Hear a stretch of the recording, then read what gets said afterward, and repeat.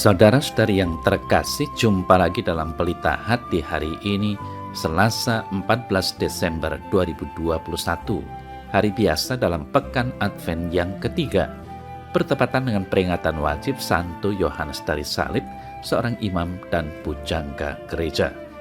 Bersama saya Romo Thomas Suratno, SC dari Paroki Cilandak, Jakarta Selatan, mendengar dan merenungkan sabda Tuhan, yakni firman Tuhan yang tersurat dalam Injil Matius bab atau pasal 21 ayat 28 sampai dengan ayat 32.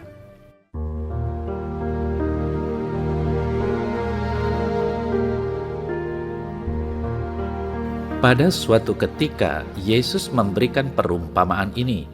Seorang mempunyai 2 anak laki-laki. Ia pergi kepada anak yang sulung dan berkata, "Anakku, pergi dan bekerjalah hari ini dalam kebun anggur." Jawab anak itu, "Baik, Bapa," tetapi ia tidak pergi. Lalu orang itu pergi kepada anak yang kedua dan berkata demikian juga. Dan anak itu menjawab, "Aku tidak mau." Tetapi kemudian ia menyesal lalu pergi juga. Siapakah di antara kedua orang itu yang melakukan kehendak ayahnya? Jawab mereka, "Yang terakhir." Kata Yesus kepada mereka, "Aku berkata kepadamu, sesungguhnya pemungut-pemungut cukai dan perempuan-perempuan sundal akan mendahului kamu masuk ke dalam kerajaan Allah. Sebab Yohanes datang untuk menunjukkan jalan kebenaran kepadamu, dan kamu tidak percaya kepadanya. Tetapi pemungut-pemungut cukai dan perempuan-perempuan sundal percaya kepadanya. Dan meskipun kamu melihatnya, tetapi kemudian kamu tidak menyesal dan kamu tidak juga percaya kepadanya."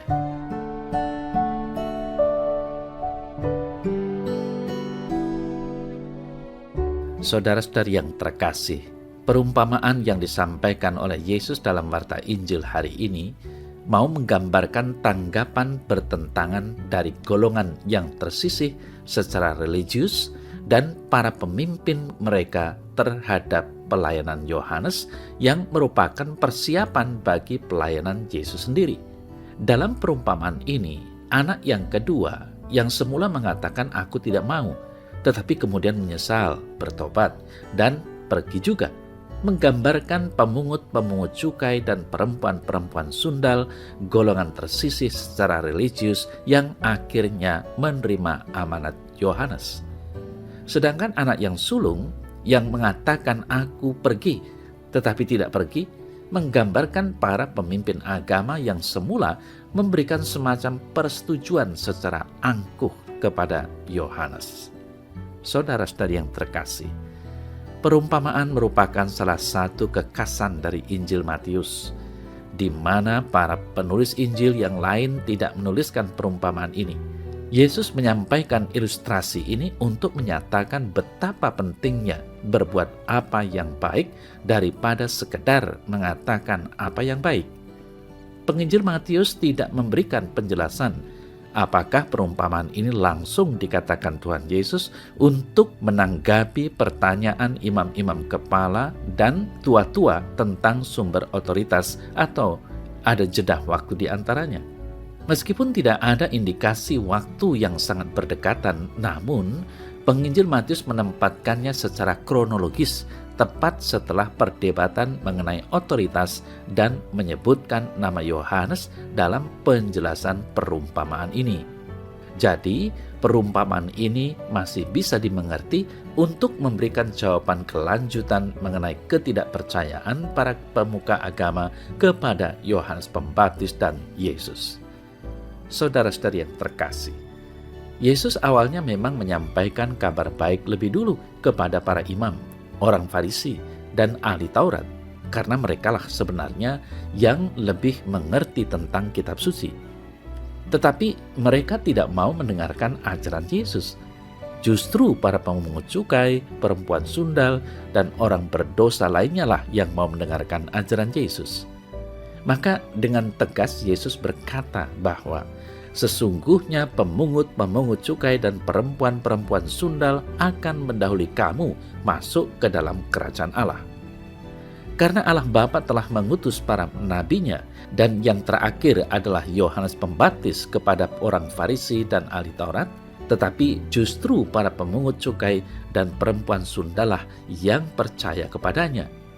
Walaupun orang Farisi dan ahli Taurat melihat, namun mereka tetap tidak percaya. Saudara-saudari yang terkasih, di sini bukan hanya sekedar mendengarkan firman Tuhan, tetapi yang terpenting dari semuanya adalah melakukan kebenaran dari firman tersebut.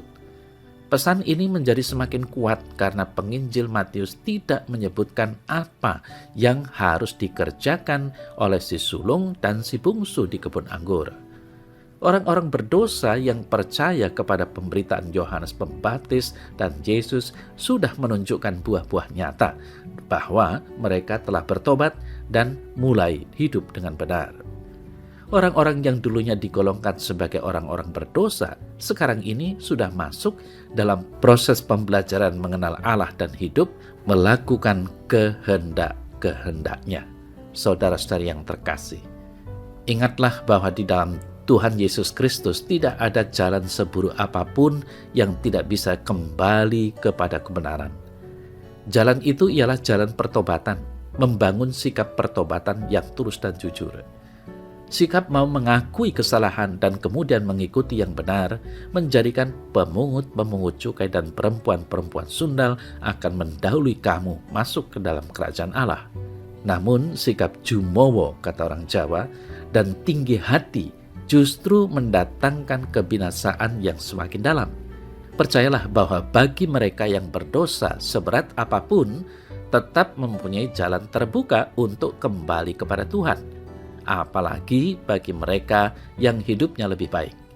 Keterbukaan hati dan kemauan untuk senantiasa membangun sikap pertobatan itulah yang menjadi ukuran hidup dalam Tuhan. Maka dari itu, saudara-saudara yang terkasih, jika kita sudah merasa rajin ke gereja dan berdoa, dan bahkan berbuat karya amal besar, pertanyaannya yang penting bagi kita adalah, apakah kita selalu bertobat? Sudah menjadi semakin rendah hati dan hidup dengan tulus dan jujur di hadapan Tuhan.